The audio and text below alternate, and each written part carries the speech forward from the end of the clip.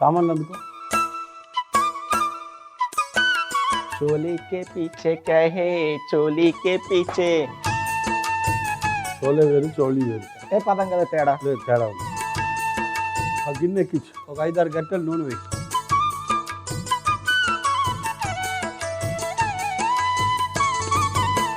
పాలకు చోలే అనేది ఒక అద్భుతమైన కాంబినేషన్.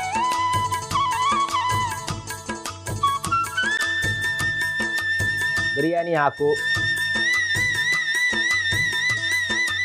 భాష ఎంత గొప్పదంటే పట్టుకోవాలి దాన్ని. ఎక్కడ ఉంటుందో పుస్తకంలో ఉంటుంది. ఎక్కడ ఉంటుంది? తెలుగు భాషలో 10 నుంచి 12,000 పదాలు ఉంటాయి. సాహిత్యం బాగా గట్టిగా చదివితే ఒక 500 పదాలు బాగా వస్తే చాలు, భాష మీద పట్టు వచ్చేస్తాయి. పచ్చిమిర్చి అంత తక్కువ పదాలా? అన్ని తక్కువ పదాలే.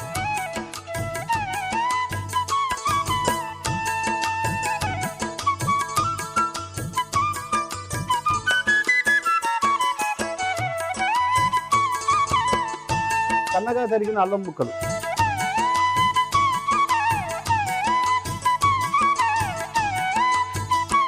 ఉల్లిపాయలు,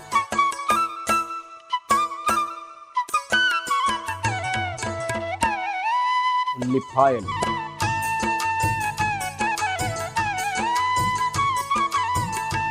ఉప్పు ఎంత వేయాలి? వేయి ఎంతో కొంత. అరకప్పు వేయాలా? మరో మాట చెప్పు. 3 చెంచాలు వద్దు, 1.5. 2.5. పాలకూరలో సోడియం ఉంటుందిరా.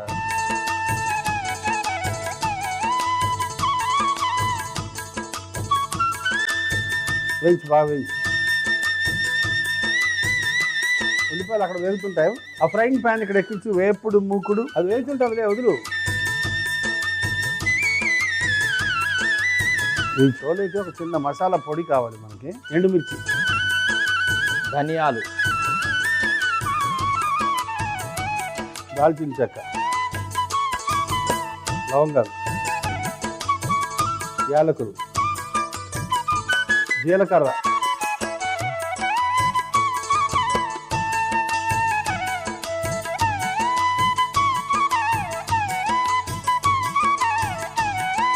ఉల్లిపాయలు మంట తగ్గించుకో.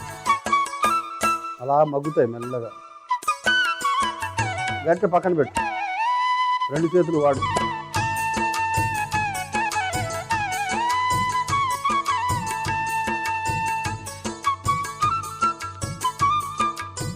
చక్కగా కసూరి మేసి వేసిన తర్వాత వేగిపోయింది కాబట్టి పొయ్యి కట్టేసి ఇందులోకి వేసి, ఇప్పుడు ఇదే పొయ్యి మీద ఆ 3 వేయించాలి. అలాగే పాలకూర, పాలకూర,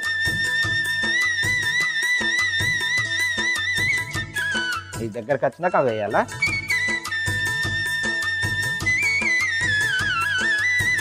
అర్జునుడు 2 చేతులతో బాణాలు వేసేవాడట. 2 చేతులతో బాణాలు వేసేవాడిని ఎవరంటే ఏమంటారు? సవ్యసాచి. నువ్వు నిన్నేమనాలి? నన్ను కూడా సవ్యసాచి అనొచ్చా? పాకశాస్త్రం కదా ఇది. సవ్యసాచి. బాబా ఏం బెటర్ బాబాయ్ పేరు. కొత్తిమీర పుదీనా కూడా వేసే. ఇప్పుడేనా? కలిసిపోద్ది దాంట్లో. కొత్తిమీర, పుదీనా, అసలు ఆపకుండా కలుపుతూనే ఉండాలి. ఇప్పుడు ఇది చక్కగా మగ్గిన తర్వాత ఇదంతా పొడి చేసుకుని రావాలి. అది పేస్ట్ చేసుకుని రావాలి ముద్దలాగా. ధనియాలు, జీలకర్ర, ఎండుమిర్చి, దాల్చిన చెక్క, లవంగాలు, యాలకులు ఇవన్నీ చక్కగా పొడి కట్టుకుంటారా. అలాగే ఈ పాలకు, కొత్తిమీర, పుదీనా కూడా మంచిగా ముద్ద చేసుకుని వస్తే మిగతా కథ నడుపుదాం. అయితే దీన్ని ముద్ద వేసుకొని దాన్ని పొడి చేసుకొని వస్తుంది మరి. అంతే, ఆగు, చోలే వేసి వెళ్ళు. ఇది దగ్గరకు మగ్గినట్టేనా? అంతే, చాలు. 35% ఉడికించిన చోలే వేసే. ఇప్పుడు దీన్ని పొయ్యి కట్టేయాలన్నా ఇంట్లోనే ఇంకా వేస్తూనే ఉండాలి? చాలు, సరిపోతుంది.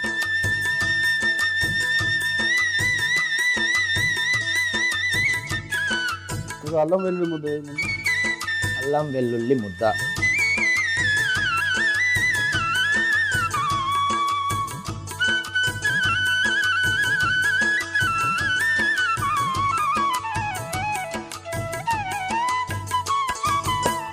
చోలే, ఉడికించిన చోలే. ఉడికించిన చోలే,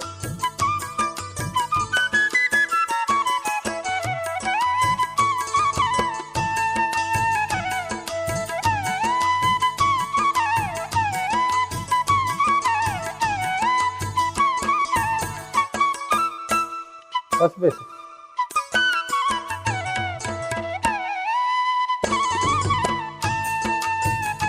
కారం పొడి, ఆమ్చూర్,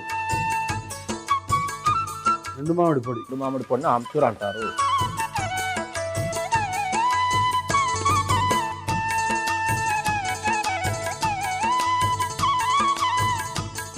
బాగా కలిపేసి కొన్ని నీళ్ళు వేసి మూత పెట్టి వెళ్ళిపో.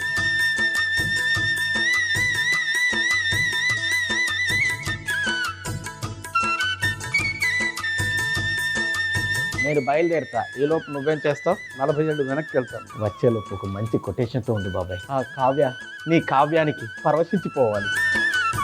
గుర్తొచ్చింది, అన్నదమ్ముల అనుబంధం. మళ్ళీ ఆలోచించు అసలే బాబాయ్. నువ్వు చెప్పింది నేను చేశా, మరి నేను చెప్పింది నువ్వు చేశావా? చేశాను, ఆలోచించాను. అద్భుతమైన ఐడియా వస్తుంది, చెప్తా. కొంచెం టైం 2 నిమిషాలు కలిపేసి. పాలక్, పుదీనా, కొత్తిమీర ముద్ద వేసేయాలా మొత్తం?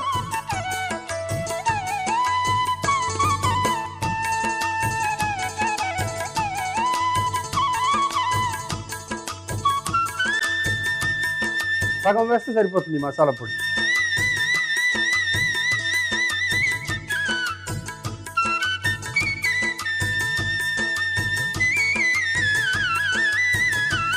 నీళ్ళని వేయాలా? ఒక చిన్న గిన్నెడు.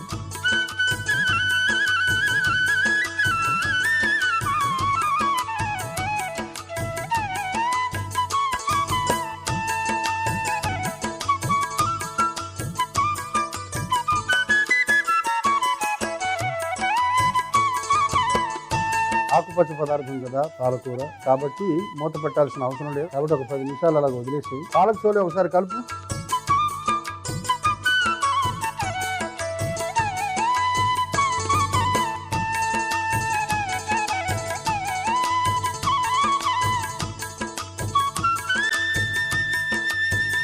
చోలే బదలాయించా స్టీల్ పాత్రలో. ఇది బంద్ చేయాలి ఫస్ట్. ఆ ముందు కలుపు వస్తారు, తర్వాత పొయ్యి కట్టేసి ఆ స్టీల్ పాత్రలోకి మార్చేసి.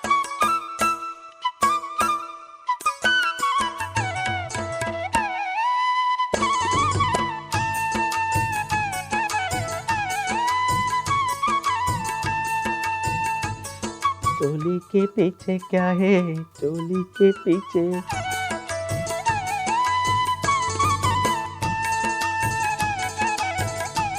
సన్నగా తరిగిన అల్లం ముక్కలు,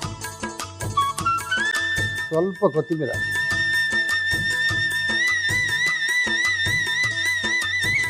ముందుగా గిన్నెలో నూనె వేసి వేడెక్కిన తర్వాత బిర్యానీ ఆకు, పచ్చిమిర్చి, అల్లం ముక్కలు, ఉల్లిపాయలు, ఉప్పు వేసి బాగా వేగనివ్వాలి. ప్యాన్ పెట్టుకొని ఎండుమిర్చి, ధనియాలు, దాల్చిన చెక్క, లవంగాలు, యాలకులు, జీలకర్ర, కసూరి మేతి వేసి వేయించి పొడి చేసుకొని పక్కన పెట్టుకోవాలి. ఇప్పుడు అదే ప్యాన్ లో పాలకూర వేసి దగ్గరికి వచ్చేలా వేయించి అందులోనే కొత్తిమీర, పుదీనా కూడా వేసి వేయించి ముద్ద చేసుకొని పక్కన పెట్టుకోవాలి. వేగుతున్న ఉల్లిపాయ మిశ్రమంలో అల్లం వెల్లుల్లి పేస్ట్, ఉడికించిన చోలే కూడా వేసి బాగా కలుపుకొని పసుపు, కారం, ఆమ్చూరు వేసి బాగా కలిపి మనం తయారు చేసుకున్న పాలక్ ముద్దను మరియు మసాలా పొడిని కూడా వేసి కొన్ని నీళ్లు పోసి ఒక 10 నుంచి 15 నిమిషాలు ఉడికించుకొని ఒక గిన్నెలోకి తీసుకొని పైనుంచి అల్లం ముక్కలు, కొత్తిమీర వేసుకుంటే పాలక్ చోలే రెడీ.